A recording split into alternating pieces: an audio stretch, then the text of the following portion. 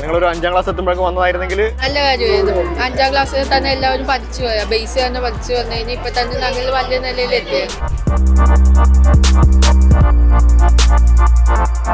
സംസ്ഥാനത്തെ വിദ്യാഭ്യാസ മേഖല വലിയൊരു വിപ്ലവകരമായൊരു പാഠ്യപദ്ധതി പരിഷ്കരണത്തിന് സാക്ഷ്യം വഹിക്കാൻ ഒരുങ്ങുകയാണ്. ഹൈസ്കൂൾ വിദ്യാഭ്യാസത്തിൽ തന്നെ കുട്ടികൾക്ക് തങ്ങളുടെ അഭിരുചി തിരിച്ചറിഞ്ഞ് ഏത് മേഖലയിലേക്ക് പോകണം എന്ന് തിരഞ്ഞെടുക്കാനാകും എന്നതുൾപ്പെടെ വലിയ പ്രത്യേകതകൾ ഈ ഒരു പാഠ്യപദ്ധതി പരിഷ്കരണത്തിനുണ്ട്. അതിന് ആ പാഠ്യപദ്ധതി പരിഷ്കരണം, വർക്ക് ഇൻ്റഗ്രേറ്റഡ് എഡ്യൂക്കേഷൻ എന്നുള്ള ഈ പാഠ്യപദ്ധതി പരിഷ്കരണത്തിൻ്റെ കൂടുതൽ സംസാരിക്കാനായിട്ട് SCRT ഡയറക്ടർ ഡോക്ടർ ജയപ്രകാശും അതുപോലെ തന്നെ ഈ വർക്ക് ഇൻ്റഗ്രേറ്റഡ് എഡ്യൂക്കേഷൻ്റെ കോർഡിനേറ്ററായിട്ടുള്ള ഡോക്ടർ രഞ്ജിത്ത് സുഭാഷ് സാറും ഉണ്ട്. സാർ, എങ്ങനെയാണ് ഈ പദ്ധതിയുടെ? ഇത് കേരളത്തിൻ്റെ പാഠ്യപദ്ധതി പരിഷ്കരണം അതിൻ്റെ ഒരു പൂർത്തീകരണത്തിലേക്ക് നീങ്ങിക്കൊണ്ടിരിക്കുകയാണ്. ഈ പരിഷ്കരണത്തിൽ നമ്മൾ വളരെ പ്രാധാന്യത്തോടു കൂടി കൊടുത്തിട്ടുള്ള ഒരു കാര്യം, ഈ വർക്ക് ഇൻ്റഗ്രേറ്റഡ് എഡ്യൂക്കേഷൻ 5ാം ക്ലാസ് മുതൽ 10ാം ക്ലാസ് വരെ ഒരു പ്രധാനപ്പെട്ട വിഷയമാക്കി മാറ്റുക എന്നതാണ്. ആധുനിക സമൂഹം വളരെ കൂടുതലായിട്ട് പഠിക്കുക മാത്രമല്ല, ഏതെങ്കിലും തരത്തിലുള്ള ഒരു സ്കില്ല് കൂടി കുട്ടിക്ക് വർദ്ധിപ്പിക്കുന്ന തരത്തിലേക്ക് വിദ്യാഭ്യാസ സമ്പ്രദായത്തെ തന്നെ മാറ്റണം എന്നുള്ളത് ദേശീയ തലത്തിൽ തന്നെയുള്ള ഒരു കാഴ്ചപ്പാടാണ്. അതിൻ്റെ ഭാഗമായിട്ട് തന്നെയാണ് സംസ്ഥാനത്തും ഇത്തരത്തിലുള്ള ഒരു മാറ്റം 5ാം ക്ലാസ് മുതൽ 10ാം ക്ലാസ് വരെ കൊണ്ടുവരുന്നതിന് വേണ്ടി സംസ്ഥാന വിദ്യാഭ്യാസ വകുപ്പ് തീരുമാനിച്ചത്. സംസ്ഥാന ഗവൺമെൻറ്റും ആ രീതിയിലുള്ള ഒരു തീരുമാനമാണ് കൈക്കൊണ്ടത്. അടുത്ത വർഷം മുതലാണ് പൂർണ്ണമായി നടപ്പിലാക്കുക. ഈ വർഷം തന്നെ നമ്മൾ ആദ്യഘട്ട പാഠപുസ്തകങ്ങളുടെ പരിഷ്കരണം നമ്മൾ പൂർത്തീകരിച്ചു കഴിഞ്ഞു. 1, 3, 5, 7, 9 ക്ലാസ്സുകളിലുള്ള പാഠപുസ്തകങ്ങൾ ഇതിനകം തന്നെ വിദ്യാലയങ്ങളിലെത്തി. 2, 4, 6, 8, 10 ക്ലാസ്സുകളിലുള്ള പാഠപുസ്തകങ്ങൾ അടുത്ത ജൂണോടുകൂടിയും വിദ്യാലയങ്ങളിലെത്തും. അപ്പോൾ ഈ പുസ്തകങ്ങളുടെ ഇടയിൽ തന്നെ ഈ വർക്ക് ഇൻ്റഗ്രേറ്റഡ് എഡ്യൂക്കേഷൻ്റെ പാഠപുസ്തകങ്ങളും നമ്മൾ സ്കൂളുകളിൽ എത്തിച്ചു.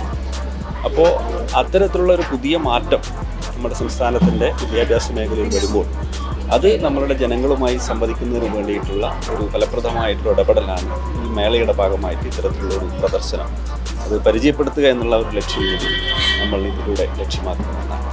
ഇതിന് കുട്ടികൾക്ക് ഇനി ഒരു പ്രത്യേകം കരിയർ ഗൈഡൻസിൻ്റെ ആവശ്യമില്ല എന്നുൾപ്പെടെയുള്ള പ്രത്യേകതകൾ ഈ ഒരു പദ്ധതിക്കുണ്ട്. അത് എങ്ങനെയാണ്? SCRTയുടെ സ്കിൽനെസ് 2024 എന്ന് പറയുന്ന ഈ ഒരു എക്സ്പോയിൽ 12 തൊഴിൽ മേഖലകളെക്കുറിച്ച് കുട്ടികളെ പരിചയപ്പെടുത്തുന്നുണ്ട്. 9ാം ക്ലാസ്സിൽ SCRT പുതിയതായിട്ട് പുറത്തിറക്കിയ ഈ 12 തൊഴിൽ മേഖലകളിലെ പുസ്തകങ്ങൾ ഇവിടെ തന്നെയുള്ള ആലപ്പുഴ SDB സ്കൂളിലെയും ലിയോ 13 സ്കൂളിലെയും 9ാം ക്ലാസ്സിലെ കുട്ടികൾ നമ്മുടെ മുന്നിൽ പ്രസൻറ്റ് ചെയ്യുകയാണ്. അപ്പോൾ അവരുടെ ഇഷ്ടമേഖല അവർ തിരഞ്ഞെടുത്ത് കഴിഞ്ഞു. 2 ദിവസം മുന്നേ ഇവിടെ ഉണ്ടായിരുന്നവരല്ല ഇന്നിപ്പം 3ാമത്തെ ദിവസം ഇത് കഴിയുമ്പോഴേക്കും ഇവിടെ ഉള്ളത്.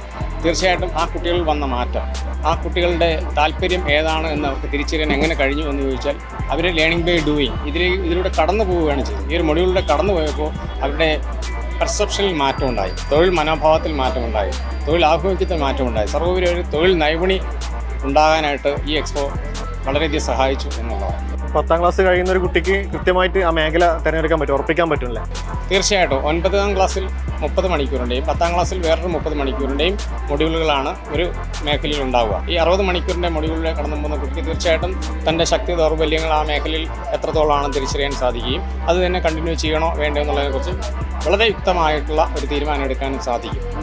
ഓക്കെ, അപ്പോൾ കുട്ടികൾക്ക് പിന്നെ കൺഫ്യൂഷൻ ഉണ്ടാവില്ല. +1ലേക്കോ +2ലേക്കോ പോകുന്നവർക്ക് അല്ലെങ്കിൽ അതിലും ഹയർ സ്റ്റഡീസിലേക്ക് പോകുന്നവർക്ക് കൃത്യമായിട്ടുള്ള ഒരു ധാരണ അപ്പോഴേക്കും എത്തിയിട്ടുണ്ടാവില്ല. തീർച്ചയായിട്ടും ഇവിടെ ഫാഷൻ എന്ന് പറയുന്ന ഒരു മേഖലയുണ്ട്. ഫാഷൻ ഡിസൈനിങ് മാത്രമല്ല, ഓട്ടോമൊബൈൽ ഡിസൈനിങ് ഉണ്ട്, പലതരത്തിലുള്ള ഡിസൈനിങ് ഉണ്ട്. ആ ഡിസൈനിങ്ങിലാണ് കൾട്ട് ആ കുട്ടിക്കുള്ളതെങ്കിൽ ഈ ഫാഷൻ ഇൻ പാഷൻ എന്ന് പറയുന്ന ഈ പുസ്തകം പഠിക്കുന്ന കുട്ടിക്ക് തീർച്ചയായിട്ടും അത് കണ്ടെത്താനായിട്ട് സാധിക്കും എന്നുള്ളത്.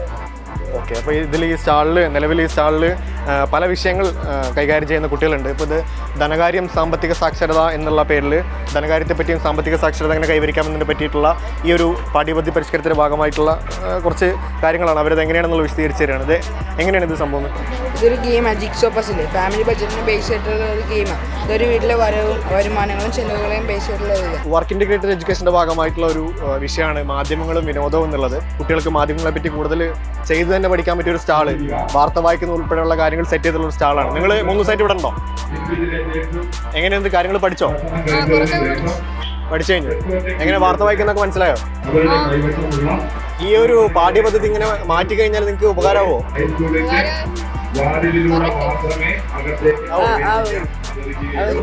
നിങ്ങളിപ്പോൾ ഇത് മാധ്യമങ്ങളോടുള്ള താല്പര്യം കൊണ്ട് ഇങ്ങനെ വന്നിരുന്നാണോ ഈ ഒരു സ്റ്റാളിൽ വന്നിരുന്നത്? ഇതിനോടൊക്കെ ഒരു താല്പര്യം. അപ്പോൾ നിങ്ങൾക്ക് 10ാം ക്ലാസ് കഴിയുമ്പോഴേക്കും ഈ ജേർണലിസം എന്താണെന്ന് മനസ്സിലാക്കാനും അതിനൊരു കാര്യങ്ങളൊക്കെ ഒരു ഏകദേശ ധാരണയാക്കാൻ ഇങ്ങനെ ഒരു സംവിധാനം കൊണ്ട് പറ്റില്ലേ?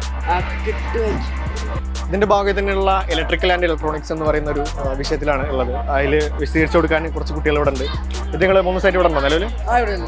ഇതിപ്പോൾ ഈ വിഷയത്തോടുള്ള താല്പര്യം കൊണ്ടാണ് അതിലേക്ക് വന്നത്? ആണ്. നിങ്ങളിപ്പോൾ ഏത് ക്ലാസ്സിലാണ് പഠിക്കുന്നത്? 9ാം ക്ലാസ്സിൽ. അപ്പോൾ നിങ്ങൾക്ക് 10ാം ക്ലാസ് കഴിയുമ്പോഴേക്കും നിങ്ങൾക്ക് ഇഷ്ടപ്പെട്ട വിഷയം ഏതാണെന്നും അതിൽ കൂടുതൽ അറിയാനും എന്തൊക്കെ തിരഞ്ഞെടുക്കണം എന്നുള്ളത് മനസ്സിലാക്കാൻ സാധിക്കും അതിൽ? ഓക്കെ. അപ്പോൾ ഇങ്ങനെ ഒരു പഠന രീതി വരുന്നത് നന്നായിരിക്കില്ലേ? നന്നായിരിക്കും. നമുക്ക് വീട്ടിലുള്ള കാര്യങ്ങളും നമുക്ക് ചെയ്യാൻ പറ്റും. നമുക്ക് വീട്ടിലുള്ള അത്യാവശ്യം ഇലക്ട്രോണിക്സ്, പ്ലംബിങ് എന്നിവ നമുക്ക് തന്നെ ചെയ്യാൻ പറ്റും. ഓക്കെ. അപ്പം നമുക്ക് താല്പര്യമുള്ള വിഷയം കൂടുതലായി പഠിക്കാൻ പറ്റും അല്ലേ?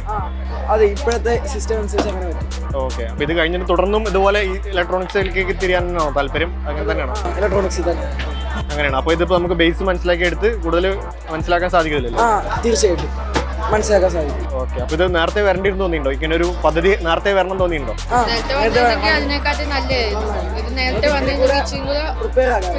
നിങ്ങളൊരു 5ാം ക്ലാസ് എത്തുമ്പോഴേക്കും വന്നതായിരുന്നെങ്കിൽ നല്ല കാര്യമായിരുന്നു. 5ാം ക്ലാസ്സിൽ തന്നെ എല്ലാവരും പഠിച്ചു പോയാ ബേസ് തന്നെ പഠിച്ചു വന്നു കഴിഞ്ഞാൽ ഇപ്പൊ തന്നെ ഞങ്ങൾ വലിയ നിലയിൽ എത്തിയത്. അപ്പോൾ ഇനി വരുന്ന കുട്ടികൾക്ക് നന്നായിരിക്കില്ലേ? ഇനി വരുന്ന കുട്ടികൾക്കെല്ലാം നല്ലതായിരിക്കും. നന്നായിട്ട് തന്നെ ഒരു പഠിച്ചു വരുന്നത്. ഈ വർക്ക് ഇൻ്റഗ്രേറ്റഡ് എഡ്യൂക്കേഷൻ്റെ ഭാഗമായിട്ട് നിരവധി സ്റ്റാളുകളാണുള്ളത്. ഭക്ഷ്യ വ്യവസായം, അതുപോലെ ഫാഷൻ, മാധ്യമങ്ങൾ, ഇലക്ട്രോണിക്സ്, അതുപോലെ തന്നെ പാർപ്പിടം നിർമ്മാണം, അങ്ങനെ എല്ലാ വിഷയങ്ങളും കുട്ടികൾക്ക് താല്പര്യമുള്ള അല്ലെങ്കിൽ കുട്ടികൾ ഭാവിയിൽ തിരഞ്ഞെടുക്കാൻ സാധ്യതയുള്ള എല്ലാ വിഷയങ്ങളെ പറ്റിയും ഒരു ധാരണ കൊടുക്കാൻ ഈ ഒരു വർക്ക് ഇൻ്റഗ്രേറ്റഡ് എഡ്യൂക്കേഷൻ കൊണ്ട് സാധിക്കുമെന്നാണ് ഇതിൻ്റെ ഡയറക്ടർ ഉൾപ്പെടെയുള്ളവർ അവകാശപ്പെടുന്നത്.